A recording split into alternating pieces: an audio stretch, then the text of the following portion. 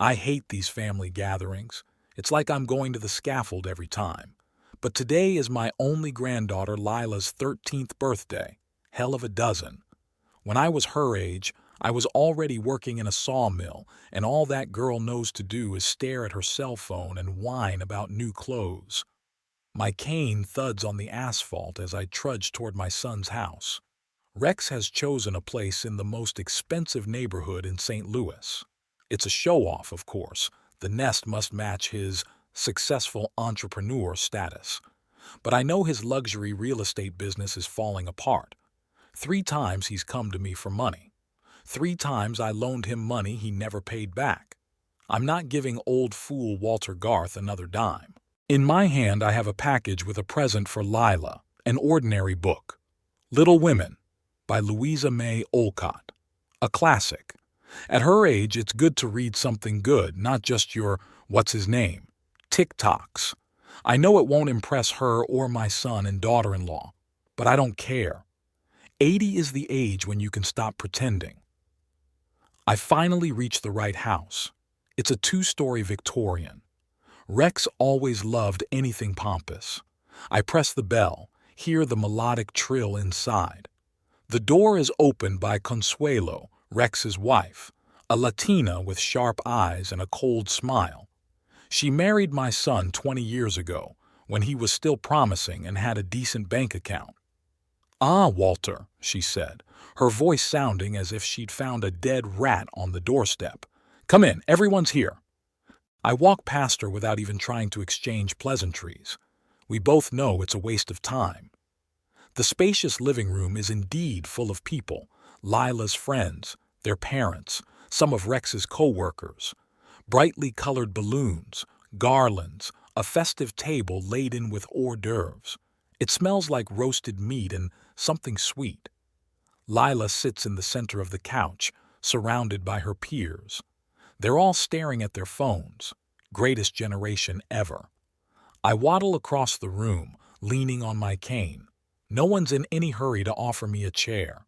I finally reach the birthday girl. "Happy birthday, Lila," I say, handing her a package. My voice sounds hoarse, like sandpaper, the effects of 60 years of smoking cheap cigarettes. My granddaughter looks up from the screen and stares at me like she's trying to remember who I am. "Ah, Grandpa Walt. Thank you." She takes the bag with her fingertips, as if she's afraid of getting dirty, and places it next to her without even looking inside. "You're 13. Big," I say, not knowing what else to say to this stranger who theoretically has my blood in her. "Yeah," she replies, and then she's back on the phone. This conversation is over. I look around looking for a place to sit. I see an empty chair in the corner and head over to it. Rex intercepts me on the way, tall, like me when I was younger, but with a paunch and bald spots. He's holding a glass of something that claims to be whiskey, but I know the difference between real scotch and the stuff he usually buys. "Dad, you made it." He claps me on the shoulder with feigned warmth. "How are you feeling?" "You won't," I snapped back. "It's an old joke between us, only it's not funny anymore." Rex laughs strainedly. "You want a drink? I've got your favorite bourbon." I shake my head. "I'm done. The doctor said one more bottle and I'll meet him in the afterlife." "You're not even gonna make it," that fake laugh again. "All right, Dad, make yourself at home. We'll be cutting the cake soon." He leaves and I get to my chair. I sit down, put my cane next to me. I have a good view of the whole room from here. No one talks to me, and that's fine with me. I'm used to being invisible, years of practice. I think back to how my loneliness began. Becca, my wife, died 15 years ago. Lung cancer. Ironically, I was a lifelong smoker, and she died. After she left, I completely shut down. I retired, moved into a small apartment on the outskirts of town, and started drinking even more. Becca was the only one who put up with my lousy temper. Her and Rex as a kid, until I etched all love out of him with my drunken antics and perpetual discontent. I was never a good father, but I was a damn good worker. 45 years in a steel mill, Started out as a laborer, ended up as a foreman. I saved every dime I made. Becca always said I was saving for my old age like a squirrel for winter, but that wasn't the point. I was saving because money gave me a sense of security I never knew as a child. My father was a drunkard and a spender. We often went hungry. I vowed that my children would never know what an empty refrigerator felt like. And now, looking at my well-fed son and spoiled granddaughter, I realized that I kept my promise. But I didn't get any thanks. And on the other hand, why should they thank me? For the fact that I was always dissatisfied, always drunk, always yelling at everyone? My thoughts are interrupted by Rex's loud voice. "Friends, may I have your attention, please?" The guests gradually quiet down. Rex stands in the center of the room, raising his glass. "Today, we are gathered to celebrate an important date, the 13th birthday of my beautiful daughter Lila." Everyone applauds. Lila feigns embarrassment, but you can see that she likes to be the center of attention. "Lila, dear," Rex continues, "you have grown up to be a smart, beautiful, and talented girl. Your mom and I are very proud of you. May this year bring you new discoveries, achievements, and joy." A new round of applause. I'm not clapping. I just sit and watch. Rex looks around the room and suddenly notices me in the corner. And of course, I want to thank everyone who came to share this celebration with us today. Our extended family and close friends. He pauses, as if remembering me at the last moment. And I especially want to toast our patriarch, my father Walter, for being with us on this important day. Several people turn uncertainly in my direction. I nod, feigning gratitude for attention I neither expected nor wanted.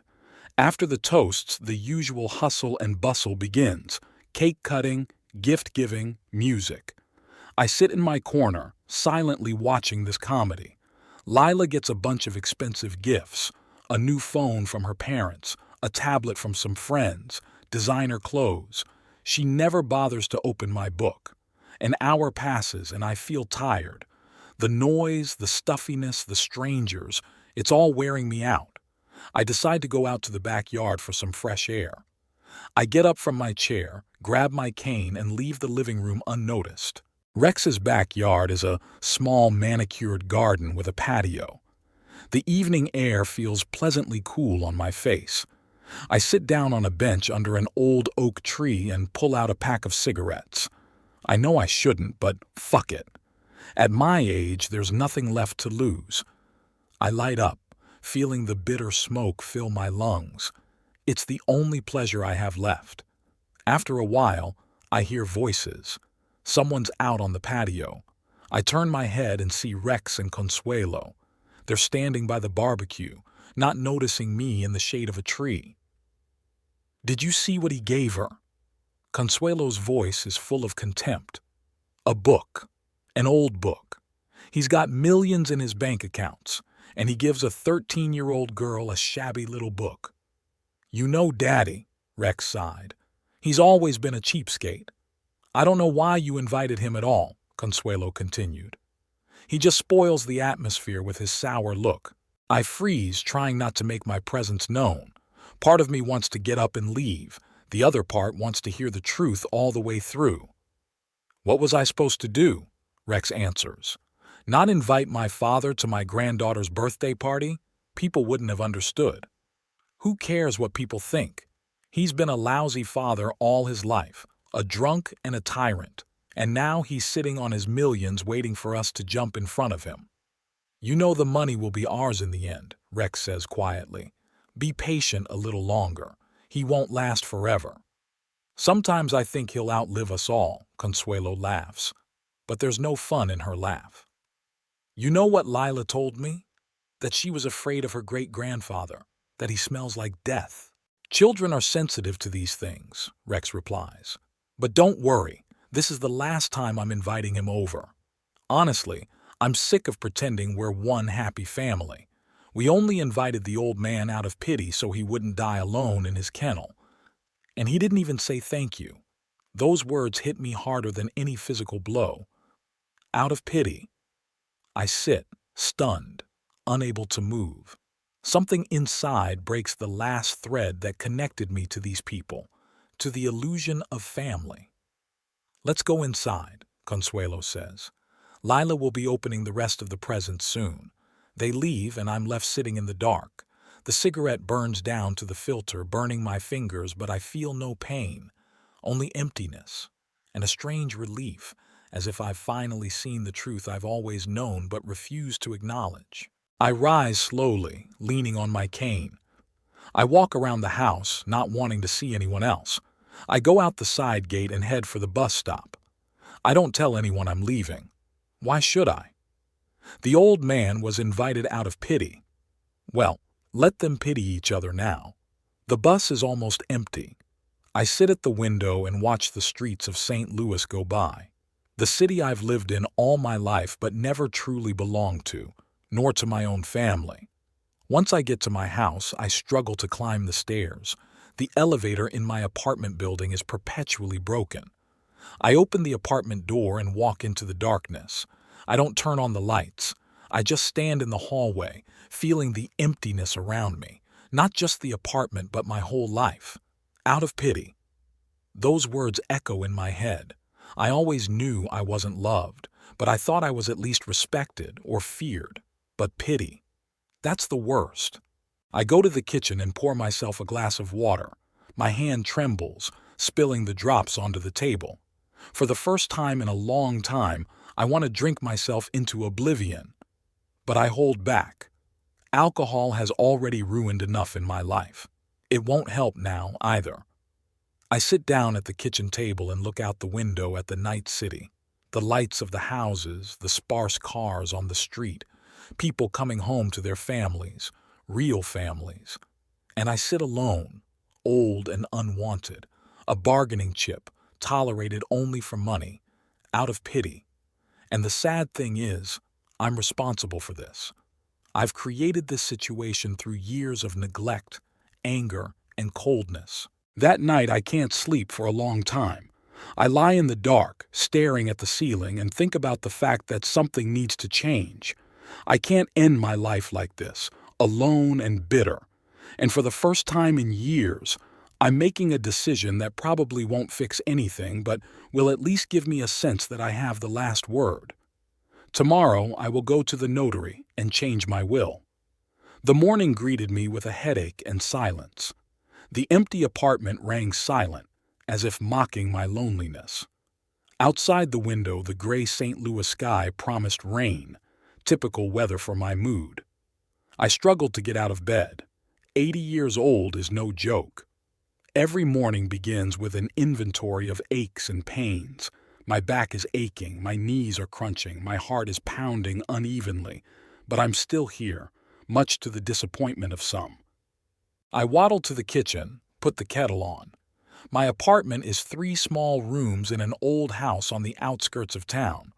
I could afford a penthouse in the center, but why? To show off like Rex? There's plenty of room for me here. Besides, I'm rarely home, mostly wandering around the city, sitting in the library or in the park. It's better than being alone with my thoughts. But today is different. Today, I have a plan. While the kettle boils, I look around the kitchen, the peeling paint on the walls, the old stove I've never replaced in 20 years, a fridge that's always half empty. I don't eat much. A few plates and mugs in the cupboard. I don't need much else. Becca wouldn't approve. "Walter, you live like a hobo," she'd say. My Becca always had a knack for creating coziness out of nothing. Our old house, despite my stinginess, was really warm. She could turn the cheapest rag into a pretty curtain and a simple jar into a vase for flowers. After she died, I sold the house. I couldn't stay there. Every corner reminded me of her. I put the money in the bank like everything else. For the family, I told myself at the time. What nonsense. I make tea and sit down at the table. On it is yesterday's newspaper. I still prefer paper to these internet things of yours. Next to it is a shabby notebook with addresses and phone numbers. I'm going to need one of them today. Last night stands before my eyes like a scene from a movie. The old man was only invited out of pity. Rex's words play over and over in my head. It's not the fact that he said it that hurts. It's that it's true. I always knew I wasn't a good father. My job at the factory took up all my time and energy. I'd come home tired and angry. I'd take it out on Rex and Becca. Then I'd go to the bar and drink myself into a stupor. I'd come home late, sometimes in the morning. And the next day, he'd do it all over again. Weekends were spent reading newspapers and watching sports.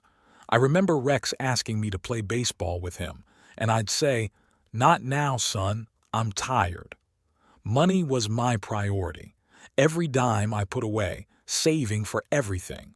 Becca didn't complain, though I knew she sometimes wanted a new dress or a trip to the ocean. Rex used to borrow clothes from the neighborhood boys. I justified myself by saying that I was providing for their future, that my savings were their security. And now what? Rex grew up just like me. Maybe even worse. At least I didn't pretend to be a good person. And he plays the role of loving son while he talks behind my back about how he's waiting for me to die so he can get the money. Money, money, goddamn money. All my life I've been saving it for my family. And in the end, I've created a monster who only sees me as a walking wallet. I finish my tea and get up. I have to get ready. The notary's appointment is at 9 in the morning and I don't want to be late. This case can't wait. I shave in the bathroom and look at my reflection. Wrinkled face, spiky gray eyebrows, deep-set eyes with bags under them. I look like a mess. No wonder Lila said I smelled like death. She's a spoiled girl, but she's not stupid. I dress more carefully than usual. The navy blue suit I wore to Becky's funeral, white shirt, tie. Black shoes I shined last night. Everything has to look official. Today's the big day. I grab my cane, my keys, my wallet, and leave the apartment. The elevator doesn't work as usual, so I take the stairs, holding on to the banister. 5 floors is a challenge for my knees, but I'm used to it. It's drizzling outside. That's okay. I brought an umbrella. It's old, but it's as reliable as I am. It's about 200 meters to the bus stop. I walk slowly, leaning on my cane. People are rushing past, young, busy, with cell phones at their ears. No one pays attention to the old man, invisible. That's what I am to them, as I am to my own family. The bus arrives on time. I sit by the window and drive to the center of town. The notary's office is in one of those glass buildings that have sprouted up in St. Louis in the last 10 years, like mushrooms after a rainstorm. There's an entrance with revolving doors and a security guard in the lobby. I take the elevator to the 7th floor. Byron Fletch's office is the epitome of understated luxury. Dark wood, leather chairs, heavy framed paintings. The receptionist, a young woman with perfect hair, greets me with a duty smile. "Good morning. What can I do for you?" "I'm looking for Mr. Fletch, Walter Garth. We don't have an appointment, but it's urgent." She's glancing at the computer. "One moment, Mr. Garth." She dials the intercom, says something quietly, and nods. "Mr. Fletch will be able to see you in 15 minutes. Would you like some coffee?" "No, thank you." I sit in a chair against the wall and wait. There are business and real estate magazines on a table nearby. Not interested. I just sit and think about what I'm about to do. There's no doubt, just a strange calmness, like I've finally made a decision that's been a long time coming. Byron Fletch has been running my business for 30 years. He's a couple decades younger than me, but he's not old either. Gray whiskers, thin-rimmed glasses, impeccable suit. When the receptionist escorts me into his office, he stands up from his desk and extends his hand. "Walter, long time no see. How are you?" "I'm still alive," I say, shaking his hand. "How are you?" "I can't complain. Have a seat. What brings you to me so early?" I sit down in the chair opposite his desk and put my cane beside me. "I want to change my will." Fletch raises his eyebrows. He knows I'm not the kind of man who changes his mind over nothing. What exactly do you want to change? Everything. I want to exclude Rex and his family as heirs. Fletch takes off his glasses and wipes them with a handkerchief. It's his way of buying time when he's surprised. May I ask why? As I recall, your son and his family were the only heirs. They were. Now, I want to leave all the money to charity. All of it? Fletch is clearly dumbfounded. He knows the size of my estate. Walter, are you sure? This is a big decision. Do I look like a man who isn't sure of his decisions? I snap at him. Fletch sighs and puts his glasses back on. No, of course you don't. But I'm obliged to ask. As your notary and, dare I hope, friend, I've made up my mind, Byron. Find some kind of charity, something with animals. With animals? Yeah, a shelter for stray dogs or cats. I don't know, something like that. Fletch looks at me, trying to see if I'm joking, but I'm dead serious. Okay, Walter, I'll prepare a new will. It'll take some time. Perhaps you'd like to come back later? No, I'll wait here. It's no use arguing with me, and Fletch knows it. He nods and gets to work. I sit in the chair, looking out the window at the city. The rain has intensified, gray clouds hanging low over the rooftops. Perfect weather for what I'm doing. An hour later, the new will is ready. Fletch prints it out and hands it to me for review. I read it carefully, though legal terms have never been my strong suit. The gist is clear. All my assets, including bank accounts, stocks, and real estate, go to the St. Louis Animal Welfare Foundation.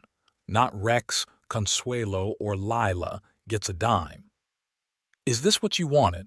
Fletch asks when I finish reading. Yes, I nod. Where do I sign? He points to a line at the bottom of the page. I take out a pen and old fountain pen, Becky's 40th birthday present, and I sign my name. Decision made. No turning back.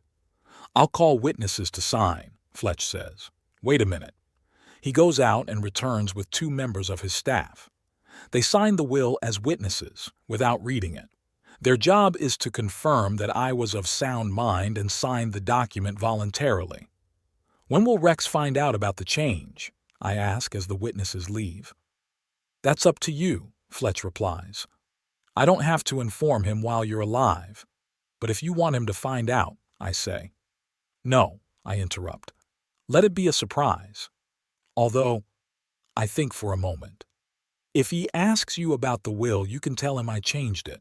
No details. Fletch nods.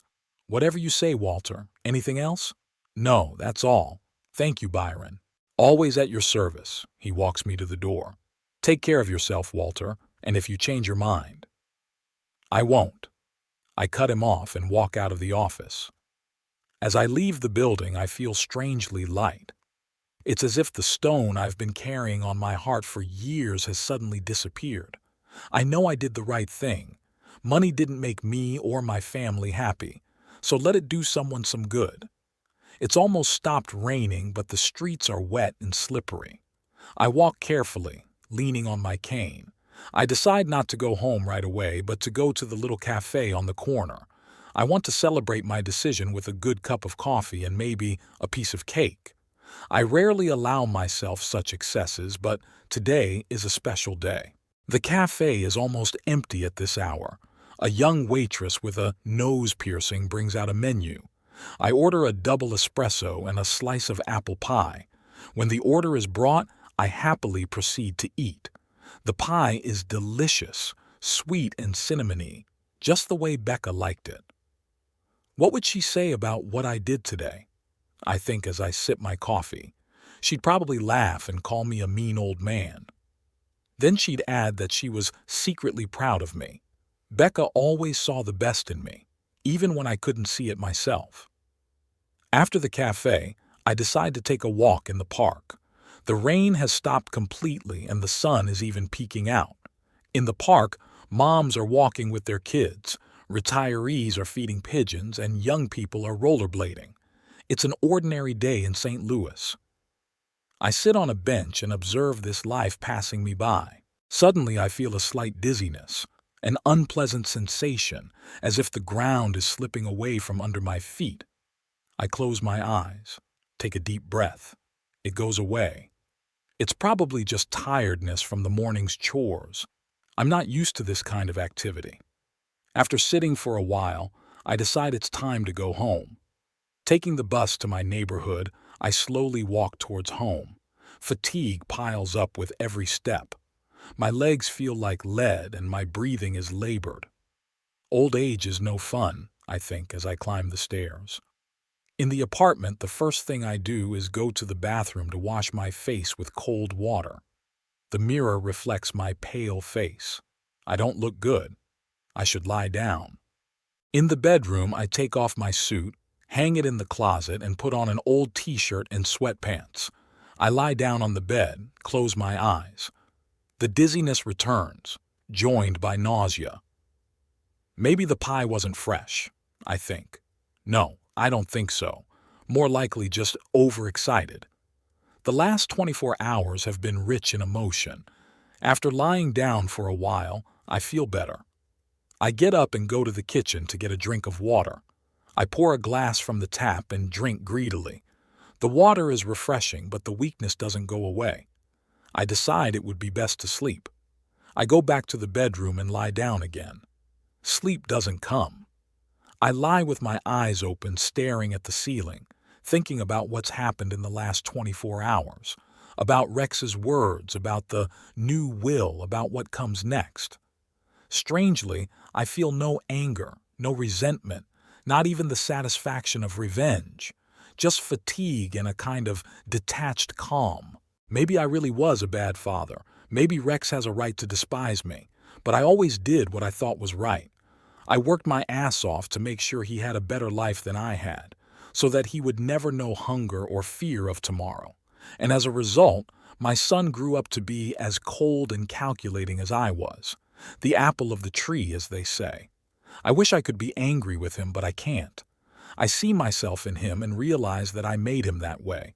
And now he's waiting for me to die so he can get the money. Money I've been saving all my life. Money that never brought anyone happiness. Well, let it do someone some good. Those stray dogs at the shelter. They need my wealth more than Rex and his disdain and Lila and her iPhones. The dizziness comes back, stronger than before. My eyes darken, and nausea rises in my throat. I struggle to get out of bed and go to the bathroom. I vomit into the toilet. Bile, since there's almost nothing in my stomach. Wiping my mouth with a towel, I look in the mirror. My face is gray. My lips are blue. Is it really? No, I don't think so. I'm just overworked. I just need to rest and it'll go away. I go back to the bedroom. I lie down. I close my eyes, try to relax. My breathing gradually evens out. The dizziness subsides. I begin to drift into slumber. Through the dream, I hear the phone ringing. I open my eyes and look at my watch. It's 3 o'clock in the afternoon. Who could it be? Rex never calls at this time, and he rarely calls at all. Could it be Fletch? Or some telemarketer? The ringing doesn't stop. I slowly get out of bed and walk to the living room where the phone is. I pick up the receiver. Yes? Mr. Garth? The voice is young, female, unfamiliar. This is Emily from Mr. Fletch's office. I'm sorry to bother you, but Mr. Fletch asked me to clarify a point about today's document. What point? I ask irritably. We've discussed everything. Yes, but there was a small technicality. Mr. Fletch asks if you could stop by the office again tomorrow. I sigh. Those lawyers and their endless paperwork. Okay, I'll be in tomorrow. Same time. Thank you, Mr. Garth. Have a good day. I hang up and go back to the bedroom. I go back to bed, but I can't sleep. My head hurts and there's a pressure in my chest. Maybe I should call a doctor. No, I hate doctors. Besides, it's probably just fatigue. I'll just lie down and it'll go away. I close my eyes and try to think of something nice. Becca, when we were young, how we met at the dance. Our first house, small but cozy. About Rex, when he was just a kid and looked at me with adoration instead of a breathless disdain. Good memories mingle with the bad. I remember my drunken antics, the yelling, the broken dishes, Becky's tears, Rex's terrified face, my aloofness, my inability to express love, my perpetual resentment. How much I've missed, how much I could have done differently. But now it's too late. It's too late to change anything. I can only hope that my last act, changing my will atone a little for all the evil I've done.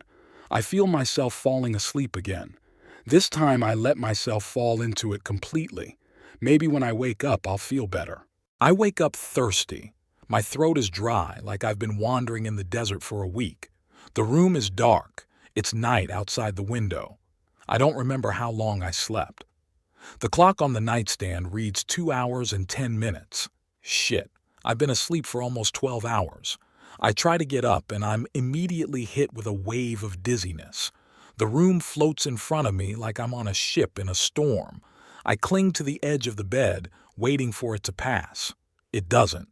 Adding to the dizziness is nausea and a strange weakness in my left arm. I wish I hadn't had a stroke, I think to myself. At my age, that's the first thing you think of with symptoms like these. I try to smile, stick my tongue out, raise both arms. The old checks Dr. Shelby taught me. Everything seems to be working. Not a stroke. That's good. But I need to pee, and this can't wait. I fumble for my cane, lean on it, and stand up. My legs are trembling, my knees ready to buckle at any moment. I take the first step, the second. It's about 5 meters to the bathroom, a distance I usually cover in a few seconds. Now it seems endless. On the third step, my left leg twists. I try to hold on to my cane, but it slips out of my sweaty palm. The world around me begins to spin. I fall. Everything happens in slow motion. I see the floor approaching, my hand trying in vain to grasp the edge of the dresser, the cane flying away. And then there's a sharp, deafening pain in my hip and darkness. I come to with a groan of my own. I'm lying on the floor, unable to move. The pain in my right thigh is so sharp it takes my breath away. I try to turn over, but I can't. The slightest movement causes a new wave of pain. Fracture, I realize. A fall at my age is almost a guaranteed fracture. And judging by the nature of the pain, it's the femoral neck, the worst thing that can happen to an 80-year-old man. My gaze falls to the bedside table. There's a cell phone there, but it might as well be on the moon. I can't get to it. The cane is lying a meter away from me, but I can't reach it either. "Help!" I shout, but my voice comes out weak and hoarse. Who will hear me behind the thick walls of the apartment building? The neighbors on the right, a young couple, they are at work until evening. On the left is old Marge, but she's deaf as a post. Upstairs, some students, always noisy, but now, as luck would have it, quiet. I'm trapped. I'm lying on my own bedroom floor and I can't even crawl to my phone. Ironically, my whole life I've been afraid of being helpless, and here I am, lying there, more helpless than ever, trying to calm down and assess the situation. The pain's hellish, but bearable. No bleeding, that's good. If you don't move, you can survive. Sooner or later, someone will notice my absence and check to see if I'm okay. But who? Rex calls once a month, and that's only to ask if I need money. Neighbors? We barely say hello. Notary Fletch?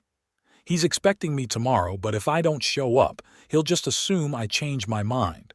No one will be looking for old Walter Garth. No one will notice he's gone.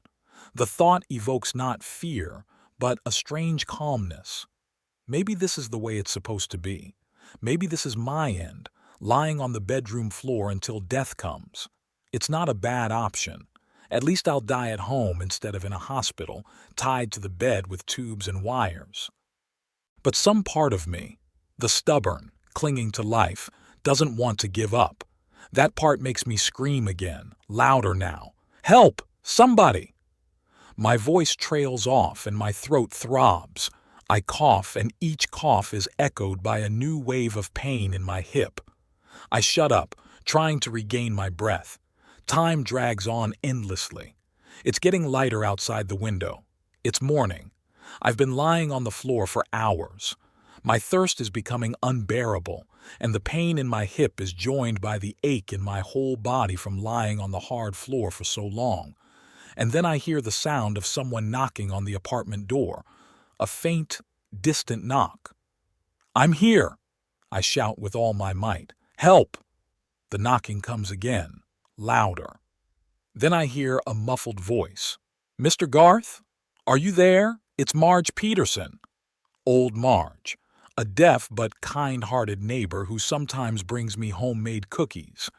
It's a miracle she heard me. "Marge!" I'm yelling as loud as I can. "I fell! Call an ambulance!" I don't know if she hears me, but the pounding stops. A few minutes later, it seems like an eternity. I hear more voices and the sound of the door opening. Marge has a spare key. I gave it to her just in case, which seems to be coming. "Mr. Garth?" is a man's voice, unfamiliar. "In the bedroom," I wheeze. "I'm in here." Footsteps, then figures appear in the bedroom doorway. Marge in her unchanged colorful robe and a man in a concierge uniform. They rush toward me. "Oh my God, Walter!" Marge exclaims, kneeling beside me. "What happened?" "I fell," I said. "Broke my hip, I think." The concierge, a young guy with a neat beard, is already pulling out his cell phone. "Calling an ambulance, sir. Don't move, like I can move."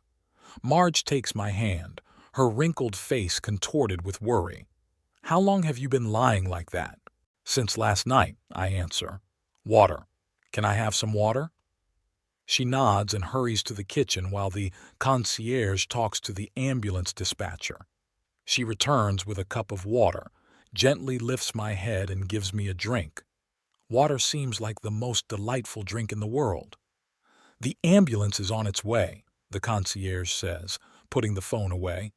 "It'll be here in 10 minutes. I'll wait downstairs to meet them." He leaves and Marge stays with me. She brings a pillow and gently places it under my head, then covers me with a plaid.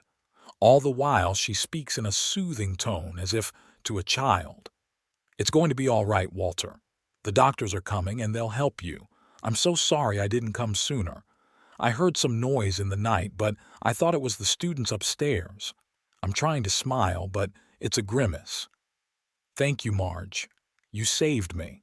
"Nonsense," she waved me off. "Neighbors are supposed to help each other.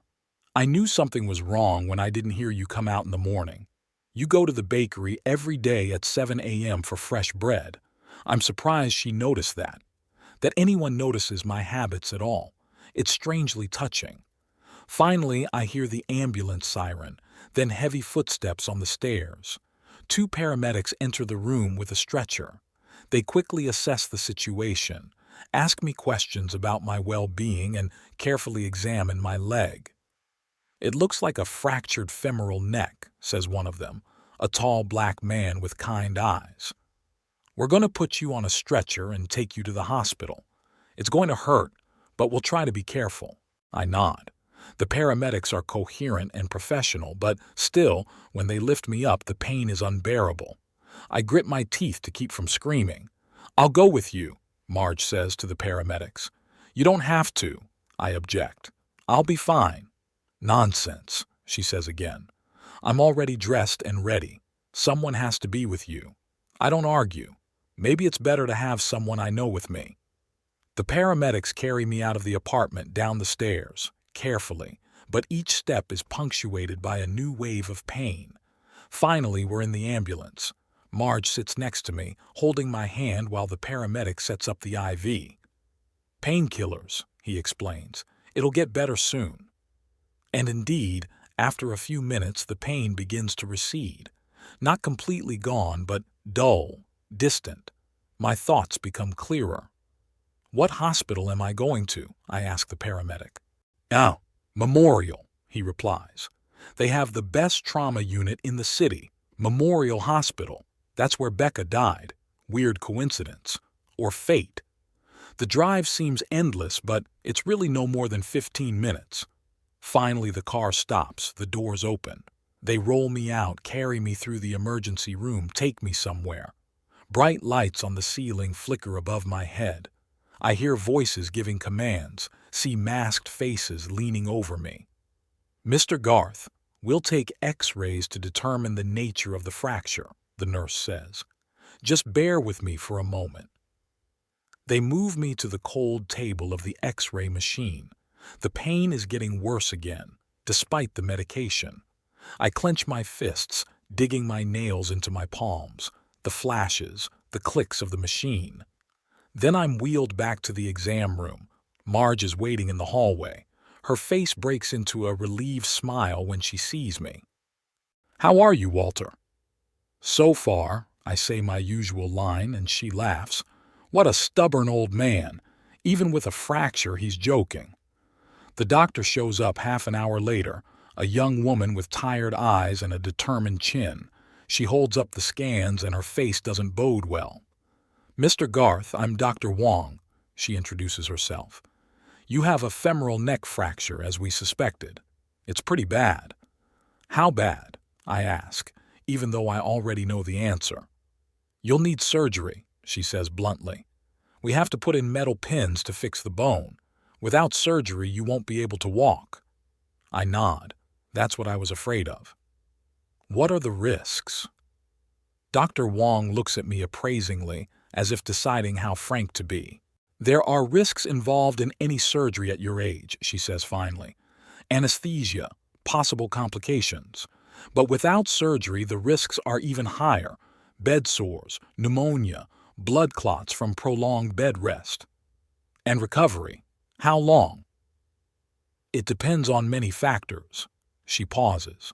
"At your age, recovery will take 3 to 6 months, maybe longer. You'll need physical therapy, special exercises, and even after that." She doesn't finish, but I understand. "I won't be the same," I finish for her. She nods. "I'm sorry, Mr. Garth, but modern medicine works wonders. Many patients your age recover successfully from these operations."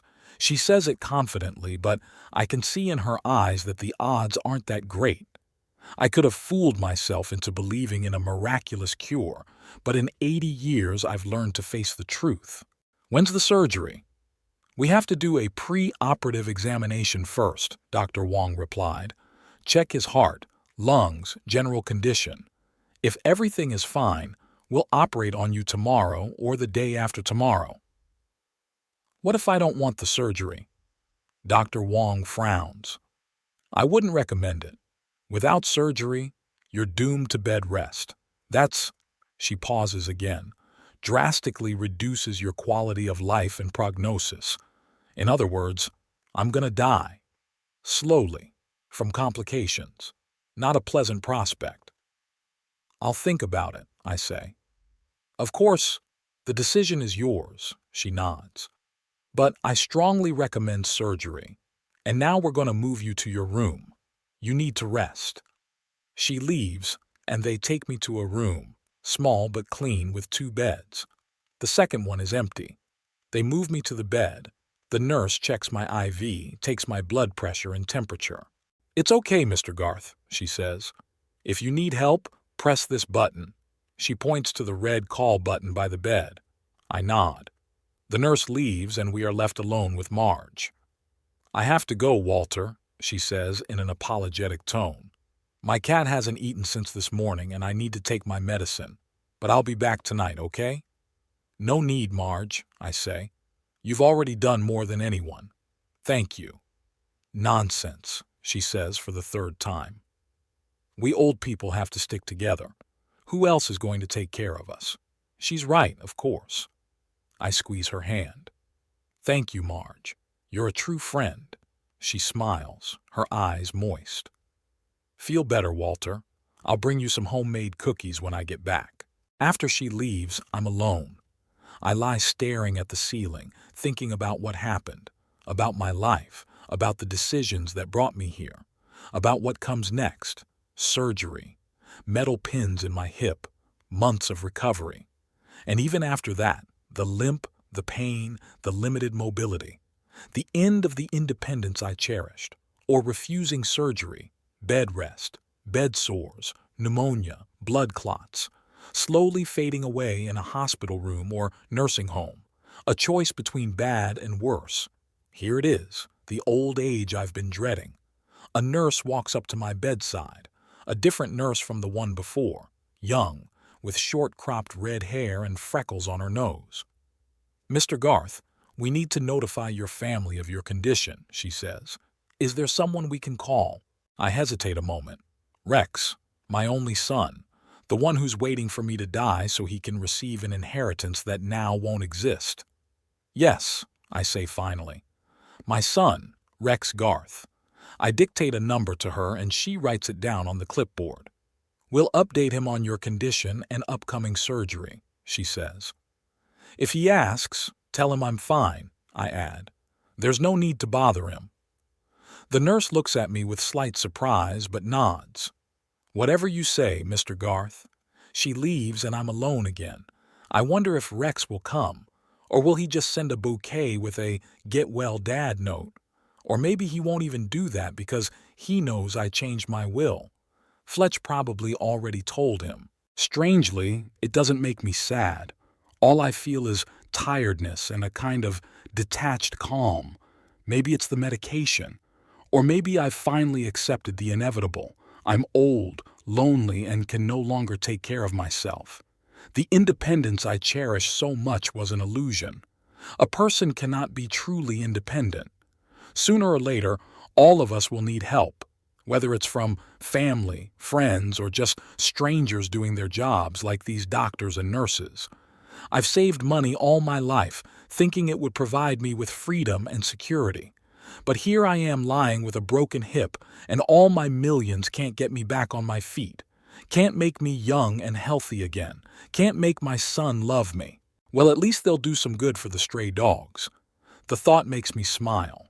Rex will be furious when he finds out that all his expectations were in vain, that all the years of pretense and fake smiles, all those toasts to the patriarch, won't bring him a dime. My eyelids are getting heavy. The effects of the anesthetic and the fatigue from the experience are taking their toll. I close my eyes and fall into a restless sleep in which I run down an endless corridor, trying to catch up with something important that keeps eluding me. It's day 4 in the hospital. Time flows strangely here, then crawling like a turtle, then rushing headlong. The doctors say the surgery was a success, but the pain hasn't gone away. It lurks under a layer of painkillers, ready to claw at me at the slightest movement. There are now 3 metal pins in my hip. Dr. Wong says they'll start lifting me up slowly in a week. First sitting, then standing with a walker. I pretend to be anxious, even though I'm not really sure I want to walk again. Why? Where am I supposed to go now? Marge comes over every day. She brings homemade cookies, fresh newspapers, and talks about the neighbors and her cat Winston. I never thought I'd enjoy the company of a half-deaf old lady so much, but she's the only one who visits me, the only one who cares. And Rex? My son hasn't even called. Although the hospital contacted him the day I was admitted, Nurse Lauren confirmed she spoke to him personally. She told him about the fracture and the surgery. "Your son said he'd be sure to come as soon as he was free," she said then with a smile. 4 days passed. No calls, no visits, not even a postcard. Well, I guess that's how he got free. I try to convince myself it doesn't bother me. After all, what did I expect? That the son I've kept at arm's length all my life would suddenly burst into filial love? That he'd run to his old father's bedside with a bouquet of flowers and tears in his eyes? No, of course not. I understand. I wouldn't have come either. Nurse Lauren, a red-headed girl with freckles, checks the IV and changes the bandage on my thigh. "How are we feeling today, Mr. Garth?" she asks with a professional smile. "We feel like an 80-year-old man with a fractured hip," I reply, and she laughs. "At least you haven't lost your sense of humor. That's a good sign." "The only thing I've lost is my son," I say, and I immediately regret it. I shouldn't burden strangers with my problems, but Lauren doesn't look embarrassed. She finishes the IV and sits down on the edge of the bed. He never showed up? I shake my head. Busy, I guess. Important business, you know. Selling houses to rich knuckleheads is not for the faint of heart. I'm sorry, she says, and I see genuine sympathy in her eyes. But you have your neighbor. She comes every day. Yeah, Marge is a real treasure. I never thought I'd be so grateful for her chatter about cats and new varieties of tomatoes. Lauren smiles. Sometimes true family isn't those we are connected to by blood, but those who are there for us when we need help. A wise thought for such a young girl. I nod. You're right, Lauren. Absolutely right. She's up. Lunch will be here in half an hour, and tomorrow is your first session with the physical therapist. Don't worry, Mr. Polanski is very good. After she leaves, I'm alone with my thoughts again. I wonder what Rex is doing right now. Sitting in his office, selling another mansion. Or at home with Consuelo discussing how to get rid of his old father's burden. And at the same time, in the spacious kitchen of Rex and Consuelo's house, there is indeed a conversation going on. But not about me. At least, not at first. Leela got reprimanded at school again, Consuelo says, chopping vegetables for the salad. Her English teacher says she didn't turn in her essay on time. It's the second time in a month. Rex sighs without taking his eyes off the laptop. I'll talk to her. But I really don't have time for that right now. The Robinson deal is on the verge of falling apart, and that's a $30,000 commission. You always say that. Consuelo throws the knife into the sink with irritation. No time, no time. You never have time for your family. It's not fair. Rex closes the laptop. I work to provide for you, so we can have this house, cars, so Lila can go to private school. What about your father? Consuelo suddenly changes the subject. It's been 4 days and you haven't even called him. He's in the hospital being cared for, Rex dismisses him.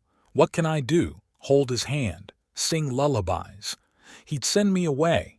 It's not what you can do, it's what you have to do, Consuelo insists. He's your father, and he broke his femoral neck. At his age, that can be fatal. Since when did you become his protector? Rex looks at his wife in surprise. You always hated him. I still can't stand him, she says frankly. But he's your father, and he has money. A lot of money. If something happened to him, and you didn't even visit him in the hospital. Oh, here's the thing. Rex grins. The money. Sure. Don't act like you don't care, Consuelo snorts. We both know your business is falling apart. The last 3 deals have fallen through. The bank's already called about the mortgage default. I'll take care of it, Rex snaps back. I don't want his money. Really? Consuelo crosses her arms over her chest. Who's borrowed from him 3 times in the last 5 years, and who still hasn't paid back a dime? That's different, Rex turns away. It was a business investment. Dad understood the risks. He realized you'd never get that money back, Consuelo says. And he gave it to you anyway, because no matter how much you hate him, he's your father. And now he's lying alone in the hospital, and you can't even find 5 minutes to call. Rex is silent, staring out the window. It's raining outside, the drops dripping down the glass like tears. Okay, he finally says. I'll call him. Tomorrow. Call him today, Consuelo insists, and find out what's wrong with him. Old people often don't make it out of fractures like this. Pneumonia, blood clots, anything can happen. You say that like you expect him to die. Rex looks at his wife suspiciously. I'm a realist, Consuelo shrugs. He's 80 years old and he's just had major surgery. The odds are not in his favor. And you're okay with that. It's not a question, it's a statement.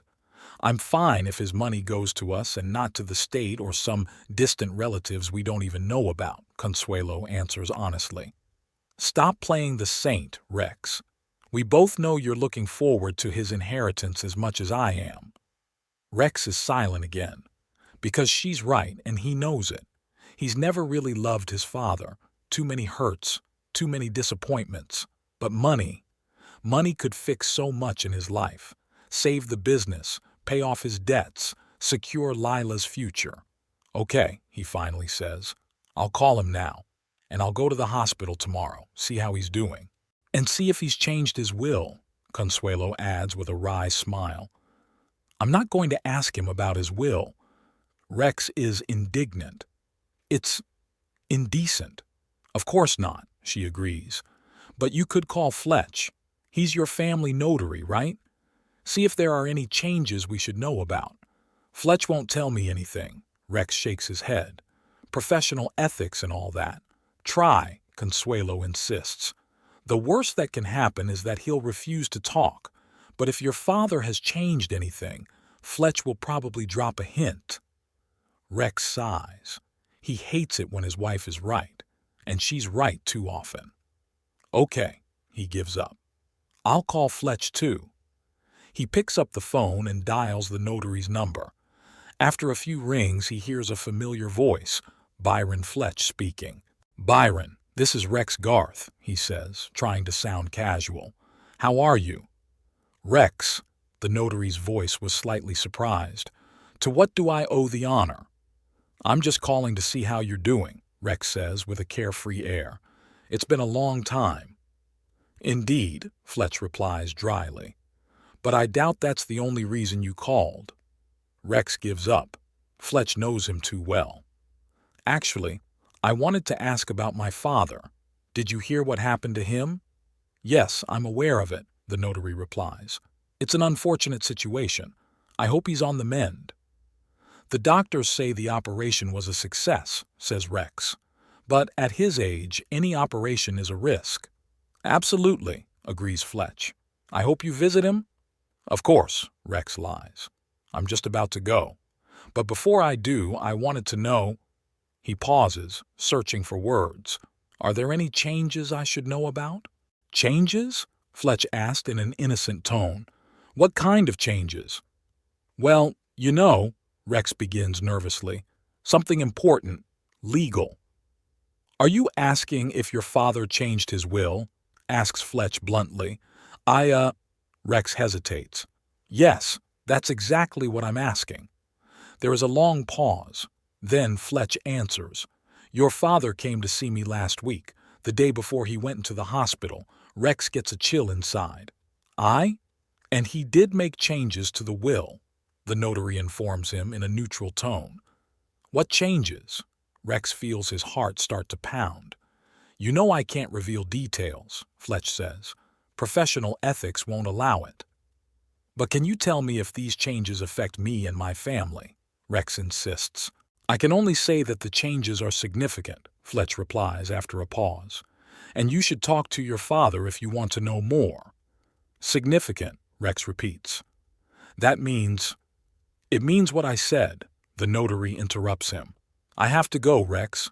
I have a client waiting. Say hello to your father. And he hangs up, leaving Rex with the phone in his hand and a sense of impending disaster. Well? Consuelo asks impatiently. What did he say?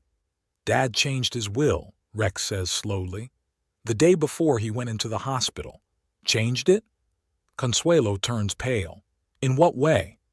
Fletch didn't say. Rex sits up, feeling weak in his legs. Just that the change is significant. That could mean anything. Consuelo paces nervously around the kitchen. Maybe he's just clarified something. Or added charitable donations, or crossed us off, Rex finishes for her.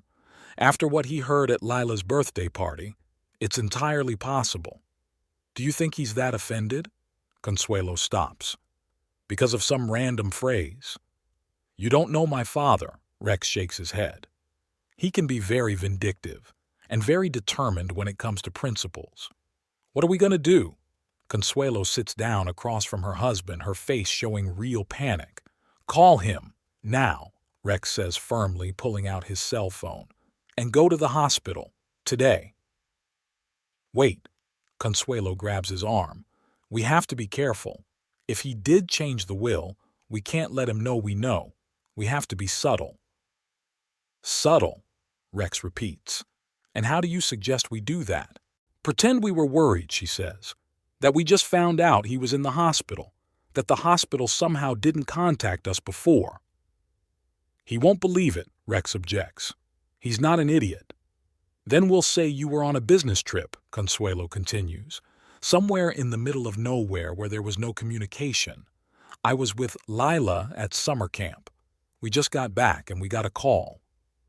That sounds even less plausible. Rex shakes his head. But there's no other way. We have to try. He dials my number. It rings. 1, 2, 3. I don't rush to answer, even though the phone is right on the nightstand by the bed. Let him be nervous. Finally, on the 5th ring, I pick up the phone. Yes? I say, not hiding my surprise. Dad, it's me. Rex's voice sounds strained. How are you? I'm okay, I say, my standard answer. Is something wrong? You haven't called in 4 days. Busy, he stammered. But I knew you were in good hands. The doctors said the surgery was a success. Yeah, now I have 3 iron pins in my hip. I can install a metal detector at the entrance to my apartment. He's not laughing at my joke. Dad, we need to talk, a serious talk. About what? I ask, even though I already know the answer. About your, condition and the future. I'm coming to the hospital today. Why? I'm as fine as I can be for an old man with a broken hip. There's something we need to discuss. His voice is getting harder. I'll be at your place in 2 hours, with Consuelo. Whatever you say, I answer indifferently. Don't forget to bring grapes. They say you're supposed to bring grapes when you visit the sick. Dad, this is serious, he said, irritation in his voice. Of course it's serious, I agreed. I'm always serious when it comes to grapes. He sighs and hangs up, typical of Rex, always trying to control the conversation. Well, they're on their way. Finally. I wonder what made them remember I exist. Did Fletch blab about the will after all? 2 hours before they arrived. 2 hours to prepare for a conversation that might never have happened if it weren't for the money. Money I'd been saving all my life.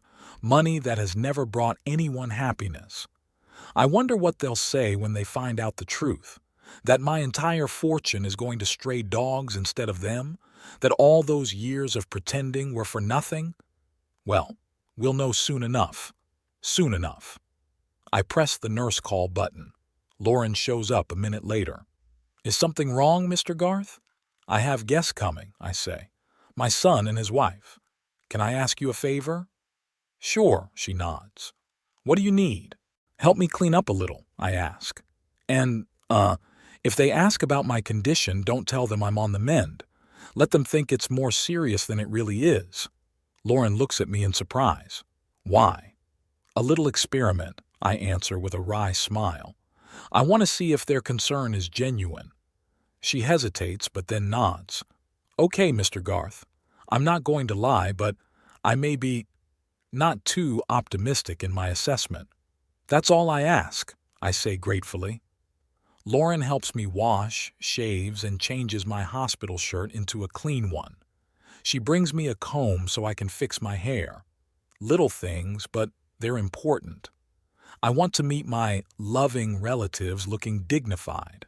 Time drags agonizingly slow. I try to read, but I can't concentrate. My thoughts keep returning to the upcoming conversation. What will I say? How will they react?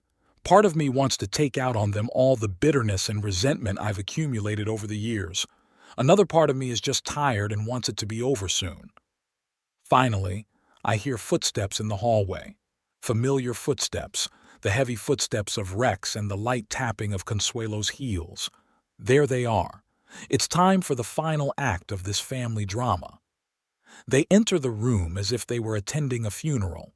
Rex in a dark suit, Consuelo in an understated dress the color of wet asphalt. Lila trails behind, staring at her phone. The whole family is here. A solemn moment for crying out loud. Dad? Rex walks over to the bed, puts his hand on my shoulder. Not a hug, just a touch, like it's contagious. How do you feel? Like I've been hit by a truck, I answer. Other than that, I'm fine. Mr. Garth, Consuelo nods at me with a fake smile. We were so worried. So worried that you couldn't find 5 minutes to call in 4 days? I can't help but be sarcastic. We've been busy, Dad, Rex frowns. I've got a big deal coming up, and Consuelo's putting together a fundraiser. Of course, I nod. Important business. I understand. Lila finally gets off the phone and looks at me like she's seen a ghost. Hi, Grandpa, she mumbles. You look normal. For a dying old man, huh? I chuckle. Don't worry, granddaughter. I'm not going to the afterlife yet. Dad, don't say that. Rex tries to act indignant. Nobody thinks you're dying. No? I raise an eyebrow. Then what are you all doing here? Having a family picnic in the hospital room? There's an awkward silence. Rex glances over at Consuelo as if they've rehearsed the conversation but have now forgotten the words. We came to see how you're doing, Rex finally says, and to discuss what happens next. What's next? I ask again. What's next, son? The doctors say you'll be discharged soon. Rex looks past me. But you're going to need care. You won't be able to live alone, at least not for a while. What do you suggest? I ask, even though I already know the answer. We've looked into several options, Consuelo joins in. There is a good rehabilitation center, Golden Autumn, very decent place, with qualified staff. A nursing home, then, I chuckle. Why not cremate me right away? You'll save on funeral expenses. Dad, don't start. Rex runs a hand through his hair irritably. This isn't a nursing home. It's a rehabilitation center, a temporary solution until you recover. We want what's best for you, Grandpa, Lila interjects. You can't do this on your own. I look at my granddaughter in surprise.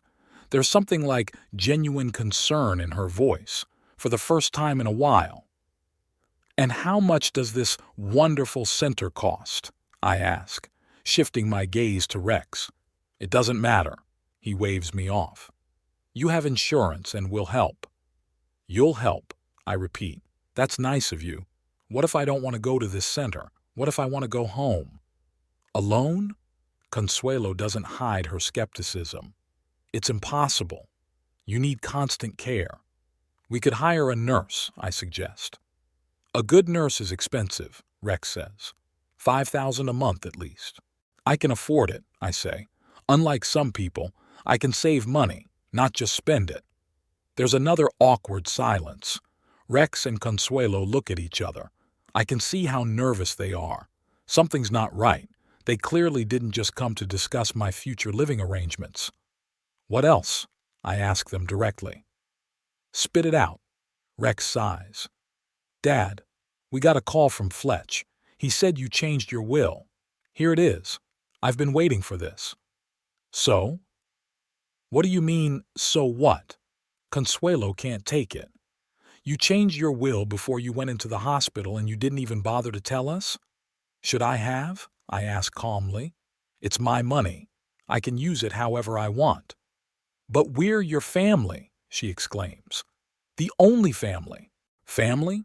I stare at her point blank. The family that couldn't find time to call the old man in the hospital for 4 days?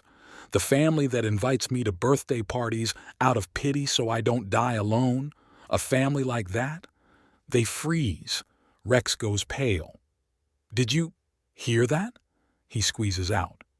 Every word, I nod. In the backyard, during Lila's birthday party. I was sitting under the oak tree and you and Consuelo were discussing how tired you were of pretending. Grandpa, I didn't know, Lila starts, but I interrupt her. Don't, baby. This has nothing to do with you. This is between me and your parents. Dad, that's not what I meant, Rex tries to justify himself. I was upset. I spoke out of turn. Don't lie to me, son, I interrupt. Not now. We both know the truth. You only put up with me for the money, and as soon as you knew the money was gone, you came running. For 4 days you didn't care that I was in the hospital, and now all of a sudden you're worried. That's not true, Consuelo protests, but her eyes tell a lie. Fletch didn't say who exactly you left the money to, Rex says, changing tactics. But if it's some kind of charity, think again. They'll just spend it all on administrative costs. It's better to leave it to the family. So you can buy another house? Or a yacht? I shake my head. No, Rex. The decision's been made.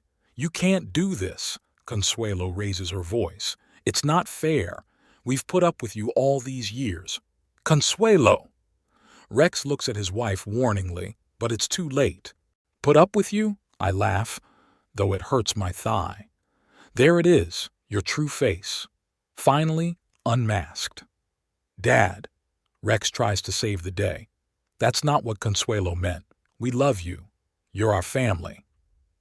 Love? I look him in the eye. Then why didn't you come to the hospital when you found out about my fracture? Why did you only call now when you found out about the will? He won't say anything. Nothing to say because I'm right, and we both know it. I've changed the will, Rex, I say calmly. All the money will go to the St. Louis Animal Welfare Fund. Every last dime. To the dogs? Consuelo can't contain her outrage. You left your entire fortune to the dogs? Yes, I nod. Because even mongrels are more grateful than you. They don't pretend to love you just to get your inheritance. You're crazy, Consuelo whispers. It's senile dementia. We can contest the will on that basis. You can try, I shrug, but Fletch made sure everything was legally flawless. Besides, I don't have dementia. Any psychiatrist will confirm that. Lila stares at us wide-eyed, shifting her gaze from me to my parents and back again. Her face reads confusion and something else. Shame? Grandpa, she says quietly, why are you doing this to us? What am I doing to you, Lila? I ask more gently. I just manage my money as I see fit. Is that wrong? But we're a family, she looks at me puzzled. Family isn't about blood, baby, I reply. Family is about those who are there for you in times of need. You know who visited me every day in the hospital? My neighbor Marge, a half-deaf old lady I barely know. She'd bring me cookies and tell me about her cat. And you didn't even call. We had our reasons, Rex says stubbornly. I've already explained. Yes, of course, I nod. Important business. There's always important business when it comes to an old, sick father. But as soon as Fletch mentions the will, you're right there. Amazing coincidence, don't you think? Rex sits with his head down. He realizes he's lost, that all those years of pretending were for nothing. You've always been cruel, Dad, he says at last. Always thinking only of yourself. Never once showed you loved me or Mom. Just money, money, money. And now you're using it to hurt us again. His words hit the mark, because there's some truth to them. I've never been good at expressing love. Never been a good father or husband. Always hiding behind money, thinking it could replace real feelings. Maybe you're right, Rex, I say quietly. I haven't been a good father, but I always wanted the best for you. I always wanted you to be happy. Happy? He looks at me bitterly. You don't even know what it means to be happy. You've been miserable your whole life and made everyone around you miserable. I don't answer. What can I say? Maybe he's right. Maybe I really never knew what happiness was. Maybe I missed the most important thing in life by chasing after the specter of security and independence. You drank, you yelled at my mom. You never came to my school plays, Rex continues, and I can see everything that's been building up for years finally pouring out of him. You threw a shoe at me when I accidentally woke you up after a binge. You drove your mom so hard she was afraid to say a word. And then when she died, you just shut yourself in your apartment with money, the only thing you really cared about. And now you wonder why we didn't rush to your bed crying. Every word he says is a stabbing blow, because it's true. It's all true. I've been a terrible father, a terrible husband, selfish, angry, a drunk. I'm not surprised, Rex, I say quietly. I don't expect you to love me. It never was, and it never will be. I understand that, but I don't have to leave you any money, especially after hearing the truth at Lila's birthday party. That was the only time you ever heard the truth, Rex grinned bitterly. All our lives we've been pretending for your damn money. And you know what? I'm glad we don't have to pretend anymore. I'm glad I can finally say, I never loved you, Dad. Never. His words should hurt me, but in a strange way I feel relieved.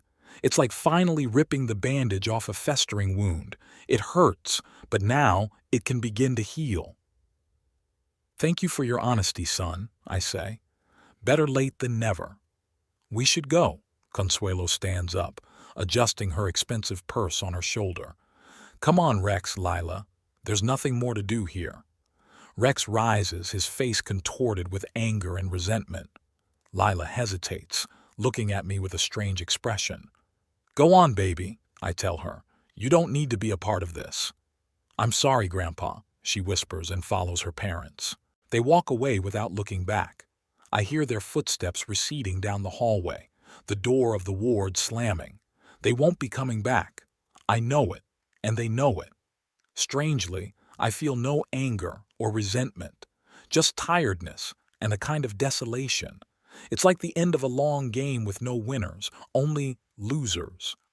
Nurse Lauren peeks into the room, sees my face, and understands. Tough talk? She asks, checking my IV. One last conversation, I answer. They won't come again. She nods without asking for details. Sometimes it's better this way, Mr. Garth. Sometimes you have to let go of the past in order to move on. Yes, I agree. But where do I move on to? To Golden Autumn? Not necessarily, she smiles. There are other options. A social worker, Miss Parker, is coming to see you tomorrow. She'll go over all the possibilities. Thank you, Lauren, I say sincerely. You're very kind to me. It's my job, Mr. Garth, she shrugs, but I can tell she's pleased. She leaves and I'm left alone, really alone, without false hopes or illusions. It's strange, but there's a kind of liberation in that. It's as if a heavy weight I've been carrying all my life has been lifted off my shoulders. It's starting to get dark outside the window. I watch the lights of the city slowly come on.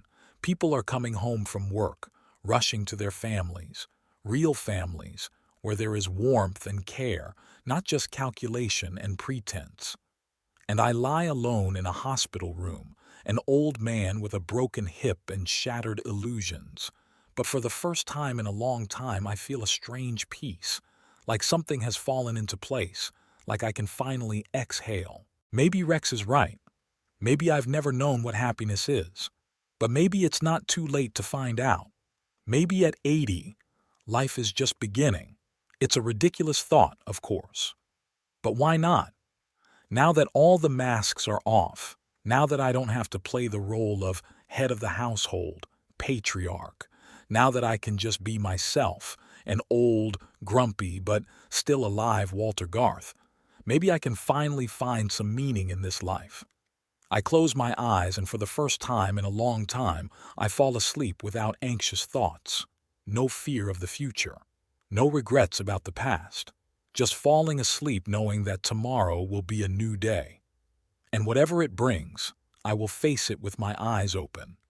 In the end, I have the last word, and that's probably the only victory that matters.